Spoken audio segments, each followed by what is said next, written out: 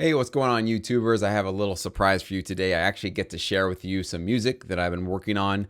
Normally, I'm not allowed to share a lot of the stuff that I do because there's non-disclosures and there's confidentiality agreements. So a lot of the shows that I produce music for are in production, and so they don't want this stuff circulating online, which I understand, which is a bummer though, because I can't really share my stuff with you guys. So, but today, this is an opportunity where this track doesn't necessarily have a home yet. So in the future, I might have to take this video down once this gets placed. We'll see. But for now, it doesn't have a home. So this is something I can definitely put online. This is my song. This is my copyright. So I 100% control this track. So I wanted to show it to you guys. And the reason I wanted to show it to you is because this track maybe can help you guys see why it's so important to not have looped part of your sections repeating over and over again. When you're producing tracks for artists or maybe for yourselves and you're going to have a vocalist on it, it's okay to loop things over and over again because the vocals will take the foreground and they will create the interest that'll drive the track forward. When you don't have vocals in your song like this one doesn't, you need to make sure that the music does the pushing, right? The music needs to keep enough interest and changes in it so that as you're listening, there's always something new. There's something that kind of catches your attention and makes you want to listen to what's going to happen next. And you need to include dynamics, transitional elements, lots and lots of stuff that I talked about on my channel. Okay, I won't get into all of them right now. So what I'm going to do is I'm going to hit play on this. And as this track goes through, I am going to point out how I've essentially combined a couple of things. First off, this is primarily an EDM track. However, as you'll hear very quickly, there's a lot of orchestral marching band elements included in it. So it's a bit of a hybrid track that includes a few different things. There's also electric guitars in here. There's trombones. There's stuttering synths. There's quite a few things going on. But as you'll hear, there is a cohesive, coherent sound. It doesn't sound like just a mess of different sounds. And this takes time to get good at, okay? So this is, if you're brand new to creating hybrid tracks where you combine 2 or 3 different genres into one, don't be thinking that your first stab at it, you're going to nail it. It takes time to get good at it and to include the right kind of elements and combine things in a way that makes sense, and you're not just throwing a bunch of noise into your track, okay? But as we go through this track, I'm going to point out sort of some key elements and some key things that I've included to make sure my track is grabbing your attention, driving you forward, and making you want to hear what's going to happen next, okay? So let's hit play.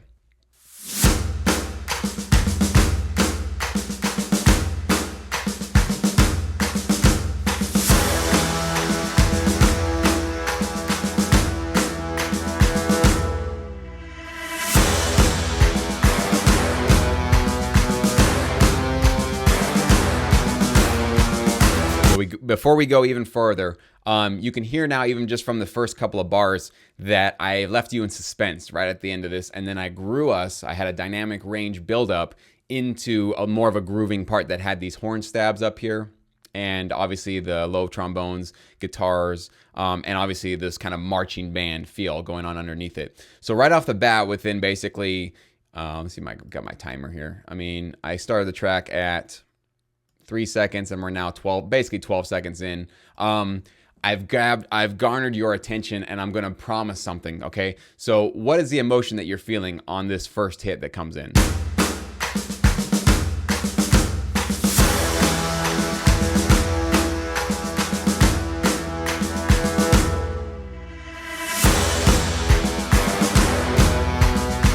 For me, it's ready for war, ready for battle, ready for a matchup, ready for something, right? So right off the bat, I'm giving you what this track is going to deliver. I'm giving you a sort of a preview of if you're a music supervisor or an editor and you're looking for a track that's hyping somebody up for a big event or a big TV show or a big sporting event or anything that you want people to stay tuned for, I'm giving you a little bit of a taste of what this track can deliver. And I want to get right into that taste very quickly, within a couple of seconds of starting the track. Now, this is not a complete version of my song. I might actually change things around and maybe alter things, but I definitely wanted to make sure that I included that sort of preview very quickly and early on in the track. And as we go into the next section, obviously now I'm adding a bit of a melodic movement to it, and we're getting more intense as we're leading up into our first chorus here. So let me just hit play again, and we'll pause it once I have some more things to point out.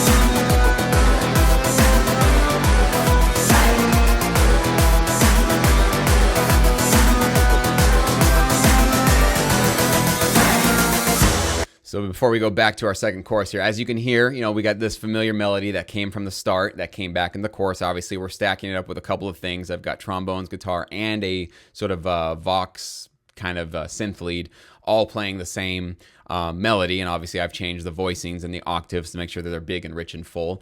And now I've obviously beefed up the drums. We've got this cool stuttering synth that's kind of doing a call and response. But all throughout this, you have similar things happening, but there's always something new coming out every 8 bars or so, or even less. Here we just have even every 4 bars. We started with this lead that came in.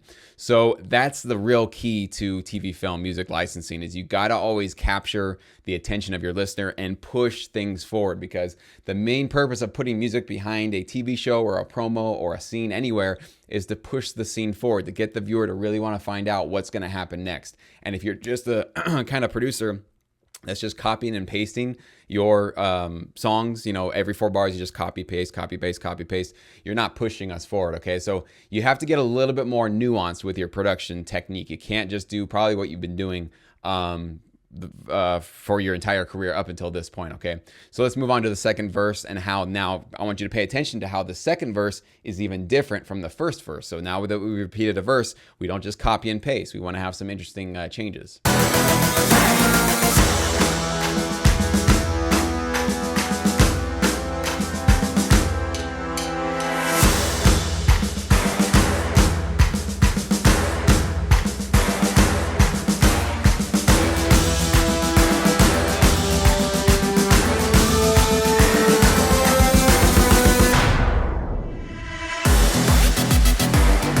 Now, even before we go into the second chorus, even this turnaround was different. I had a different crash before I had this one.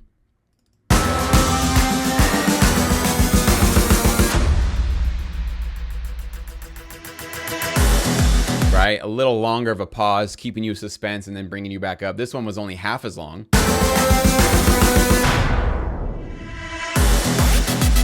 So I'm giving them variation and options there. So if they want to use that longer suspense turnaround, they can use that. Or if they want to use a half time one like this and get right into the chorus, they can. Again, you want to give them a lot of options within one track. Like one track should give them 20 different options for what they can do essentially with your song, so that you get all the placements you can possibly get with it, okay?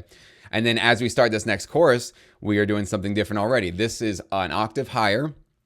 And we're starting right from the start, as before we didn't start there. So right off the bat, this chorus is different than the first chorus.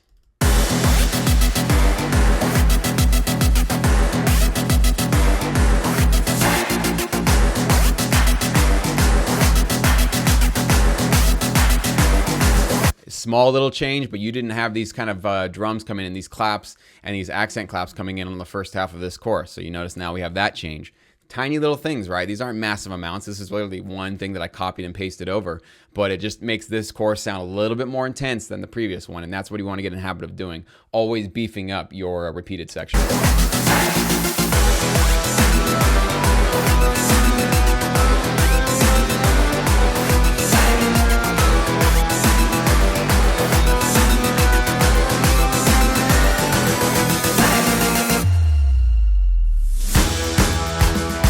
Even this is a new drop that I had. I've used this impact, that impact, and now I have a sort of bass, deep 808 drop. So again, giving them just more options. If another thing they want to throw into their cue or in their scene, whatever they're doing, I want to make sure I do that. So now this is a bridge section that I created, which is fairly simple, but I wanted to have a little variation and differentiation from the rest of the song. So this one has probably the most cinematic, like inspirational, uplifting part of the track. Other than that, like, this track is really kind of delivering you the Death Star is coming, right? You can even just feel the sort of intensity of something is about to happen. But this one's just more about like persevering and striving for victory. And I wanted to deliver a little bit of that emotion with this bridge.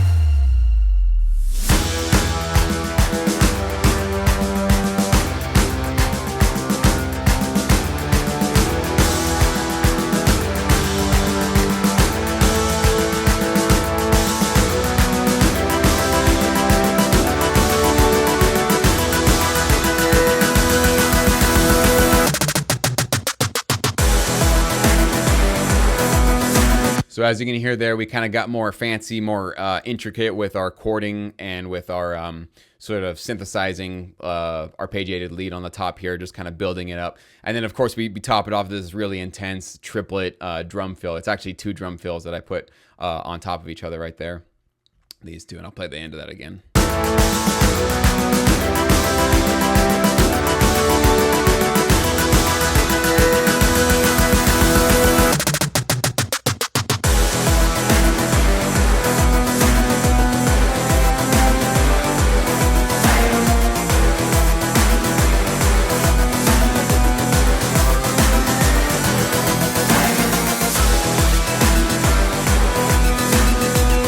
Major difference you should hear right away is that I have these now open hi-hats. Before I had these closed ones. They would just open up every once in a while. That's kind of how I was doing it with the previous courses. And this one, it's just all open hi-hats. Now they are on a side chaining compression. So basically every time my kick hits, I can even solo those out for you. I have these actually kind of pumping with the kick.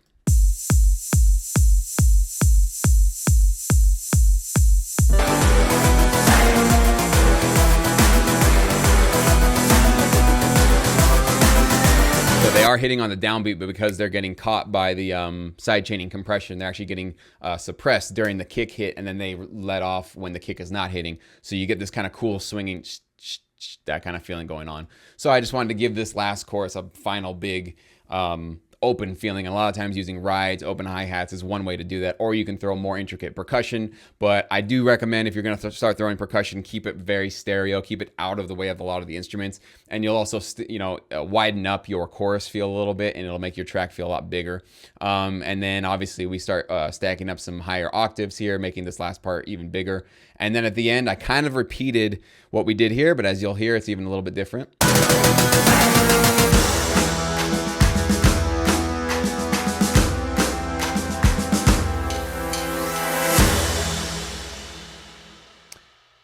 Actually, that might have been the exact same. That might be the one exception to my rule. I really did think that I think I might have just literally copied and pasted that part over. But of course, at the end, we're just going to hit with our out. So if they need to have this part that hits with a definite punch out, that's how you do that. So anyways, I just wanted to give you guys a little look behind the scenes at some of the music that I do compose. I would love to share a lot more, but again, my hands are tied with a lot of the gigs that I am currently working on. But this one was part of a group of tracks that I think are going to find a home eventually and have a great place. So, but I wanted to just give you guys a little bit of a look inside my thinking, essentially, like why I do what I do when I'm composing music.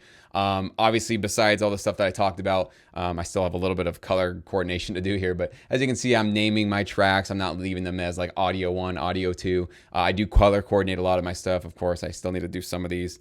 Like those are the hats that need to go there, and these ones obviously, whoops, it's all frozen right now because I wanted to make sure I had enough hard drive space to make this video. So, but yeah, making sure you color coordinate things, labeling things properly, et cetera, getting into good habits so you can always find things and adjust instruments as you need to. So basically that's kind of what I do, guys. I'm going to now go put some final touches onto the mix and the master of this track. I think I need to get a little bit more bass heavy. I don't think it has enough low end thud to it. I really want this thing to really rock the floor a little bit. So I'm going to work on that. But I hope you learned something through this tutorial. And this is kind of the world of producing music for TV film. It's fun. It's challenging. It's not easy. This track did not come super quick or super easy, but you can tell by the end of it, I'm dancing along to it. I'm having a lot of fun. And that's the real joy of doing this for a living, is you get to create music that you want to. It challenges you. It pushes you to do things that you probably wouldn't have normally done. And of course, something like this where I'm combining 2 different worlds of music that you normally wouldn't think would go together, but being able to create it and make it work together